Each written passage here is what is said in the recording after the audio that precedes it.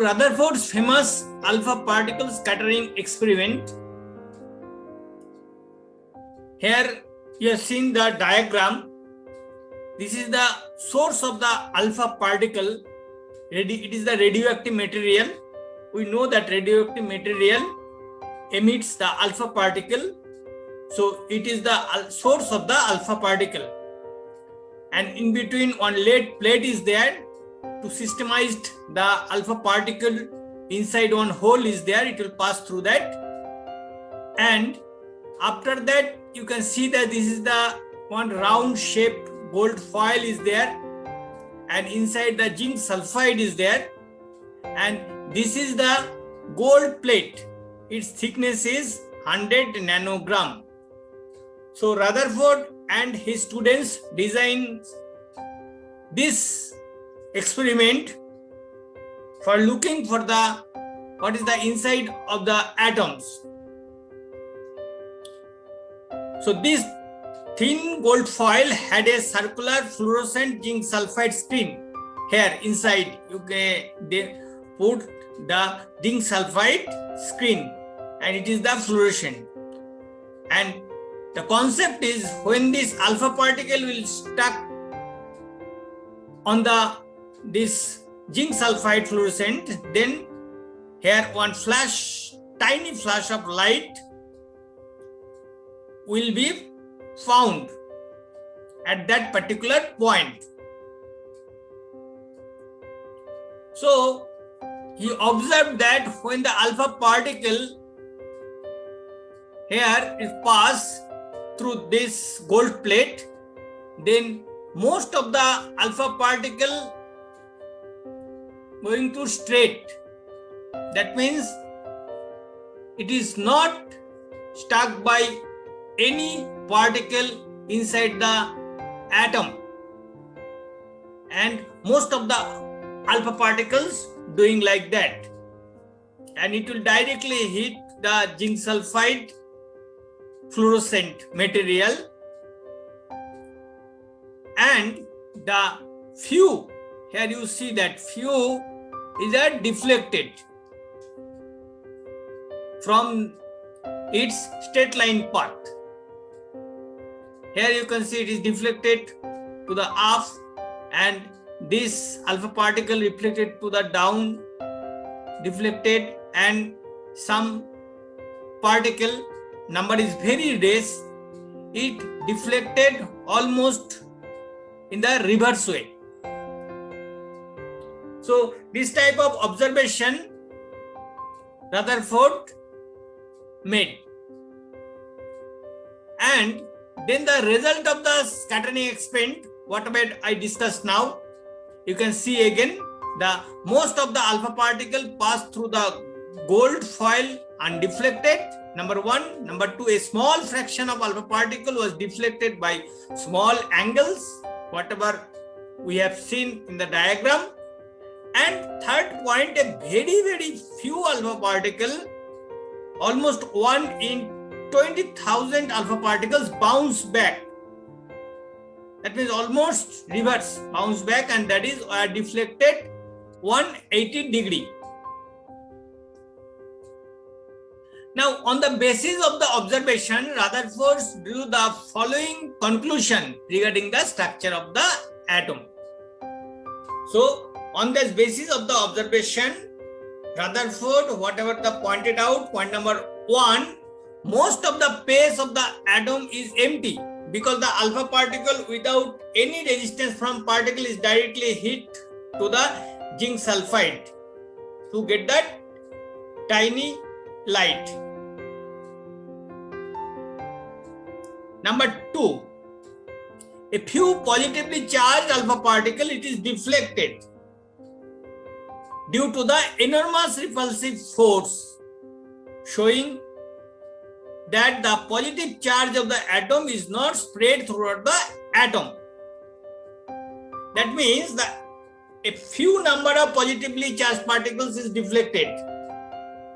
That means whatever the Thomson's atomic model explained that the positive charge is spread throughout the atom, but it is not like that. According to Rutherford's model and its experiment is showing that positive charge is not everywhere in the atom.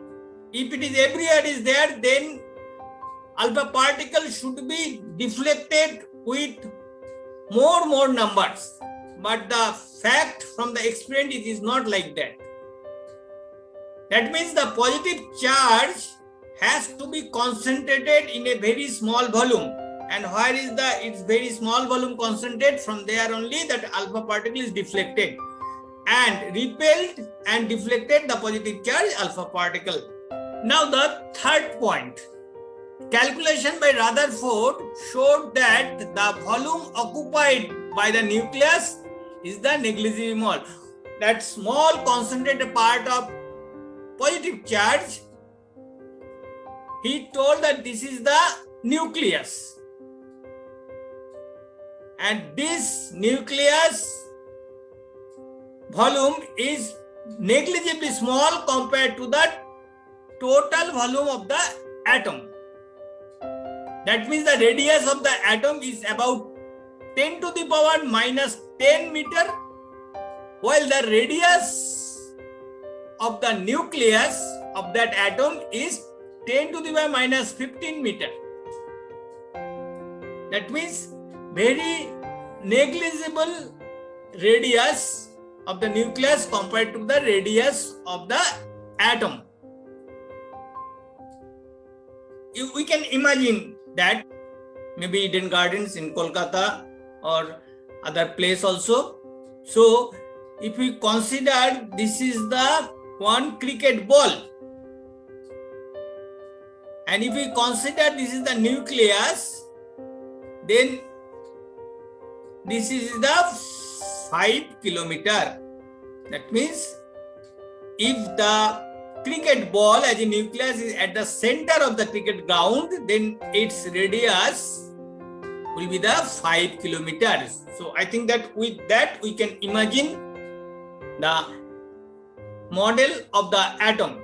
That means the maximum pace of the atom is empty, and very small portion, very negligible portion has the positive charge. And what about the electrons in their side, and with that the alpha atoms will slightly deflected as is shown in the experiment of the Rutherford's famous gold plate experiment. So on the basis of the observation and conclusion, we'll put the conclusion, and the Rutherford put the one proposed nuclear model of atom. The positive charge and most of the mass of the atom is densely concentrated at extremely small region. And that's why a very small portion of alpha atoms is deflected almost at 180 degree. Whatever we have seen, this very small portion of the atom is called the nucleus by Rutherford. So the atom has one nucleus, and which is very small amount comparative to the volume of the atom. The nucleus is surrounded by electrons that move around the nucleus at very high speed in circular path called orbit. Thus, the Rutherford models of atom resembles the solar system. We know that the solar means in center point, sun is there, in which the nucleus plays as the role of the sun, and the electrons are similar like the revolving planets. Our earth also revolving in respect of the sun. So we can consider our beloved earth is the electron which is revolving in respect of the nucleus sun in our solar system. Electrons and the nucleus are held together by the electrostatic forces of attraction.